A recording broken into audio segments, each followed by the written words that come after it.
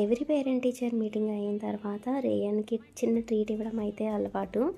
ఈసారి ఏం కావాలని అడిగితే చికెన్ మెజెస్టిక్ కావాలని అడిగాడు. వాడి కోసం అయితే ఇట్లా రెడీ చేశాను.